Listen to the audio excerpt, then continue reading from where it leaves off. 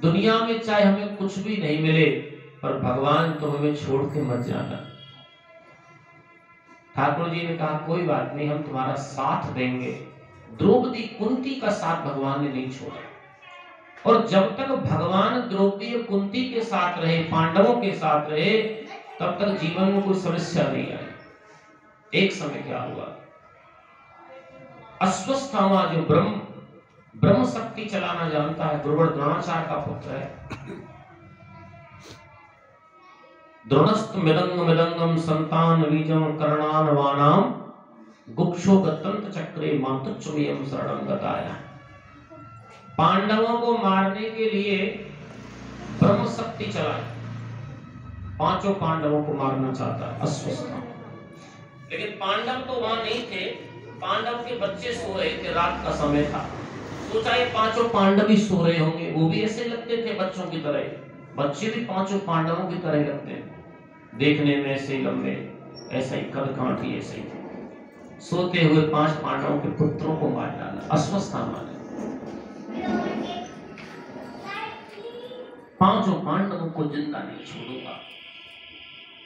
दुर्योधन के 100 भाई थे, अकेले भीम ने सबको मार दिया, और दुर्योधन की जान को तोड़ के रणभूमि में कुरुक्षेत्र के मैदान में पटक दिया। प्रतिज्ञा कर ली अश्वत्थामा ने, मेरा मित्र है वो, बचपन का मित्र है मेरा, पांचों पांडवों को जिंदा नहीं छोड़ा। पांचों पांडवों को भगवान ने बचा लिया। अश्वत्थामा को जकड़ के पकड़ लिया अर्जुन ने। वो ब्राह्मण है अश्वत्थामा। भगवान कहते हैं कि ब्राह्मण का वध नहीं करना चाहिए। ब्राह्मण कैसा भी हो, आतताई भी हो गया हो, लेकिन ब्राह्मण का वध नहीं करना चाहिए, और आतताई को छोड़ना भी नहीं चाहिए। बोल बम के बिहारी लाल। और दोनों बातें, मारूंगा भी नहीं और छोड़ूंगा भी नहीं।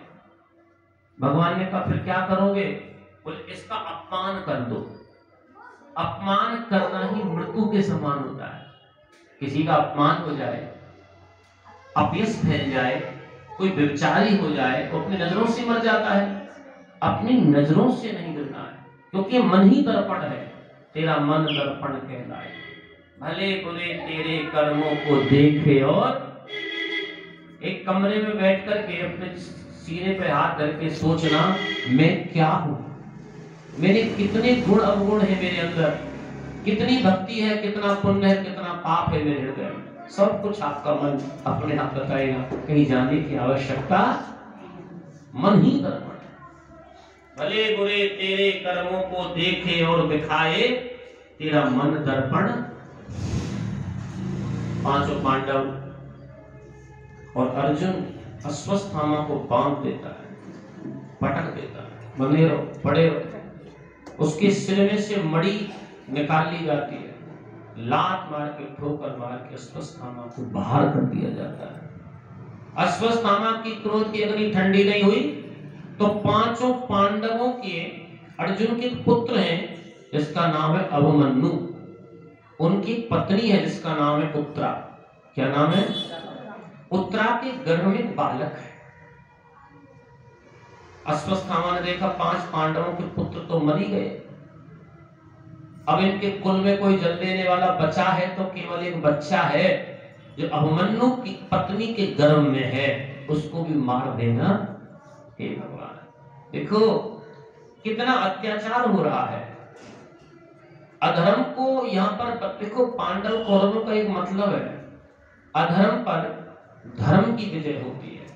धर्म सत्यमेव जयते, कठोपनिषद का एक उपनिषद मंत्र है, सत्यमेव जयते। सत्यमेव जयते हमारे कठोपनिषद के स्कंद से लिया गया है, और हमारे सनातन धर्म की सबसे ऊपर की सलाह पे इसको लिख दिया गया है। सत्य की जीत होती है। अश्वत्थामा पांचों पांडवों को मारने के बाद, पांचों पांडवों के पुत्रों को मारने के बाद, पांडवों के पुत्रों को मारने के बाद में जय होगा, मैं बोलूंगा आज उत्तरा के गर्भ को नष्ट कर। उत्तरा घबरा गई और भगवान की शरण में पहुंच गई। कहां पहुंची उत्तरा? भगवान की शरण में क्यों पहुंची? क्योंकि उत्तरा भगवान की परम भक्त है। द्रौपदी पहले पांचों पांडवों की शरण में गई थी। जब द्रौपदी का चीर हरण हो रहा था, नग्न किया जा रहा था द्रौपदी को भरी सभा में, दुर्योधन ने कहा दुशासन इसको नग्न करके मेरी जंघा पर बैठा दो, ऐसा लिखा। और सब कुछ देख रहे थे वहां, भीष्म पितामह भी देख रहे हैं, गुरुवर द्रोणाचार्य भी बैठे हुए हैं, कृपाचार्य भी है, विदुर महाराज भी हैं, धर्म का पालन करने वाले भीष्म पितामह भी बैठे हुए हैं। ये हमारी दासी हो गई है।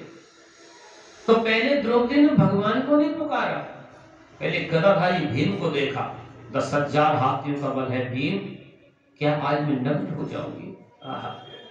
गुरुवर द्रोणाचार्य आपने तो उंगली पकड़ के चलना सिखाया था रे, क्या तुम्हारी कुलवधू सभा में नग्न हो जाएगी? कौरवों की कुत्सित सभा में आज मेरी लाज चली जाएगी क्या? किसी ने साथ नहीं दिया। तो पता है कि बिल्कुल चीरहरण होने वाला है, खिंचने वाला है साड़ी का पल्लू, कोई नहीं था साथ में। तो अंतिम समय में भगवान का स्मरण किया, फिर अंतिम समय में नाम लिया। जब दलदल में नाव फंस जाती है, जब कोई नहीं होता, जब भगवान का स्मरण करता है व्यक्ति, पहले से क्यों नाम नहीं लेता? अगर पहले से नाम लिया होता तो ये नौबत ही नहीं आई होती। बोल बांके बिहारी रात कितने वाला तो बिनुराज आज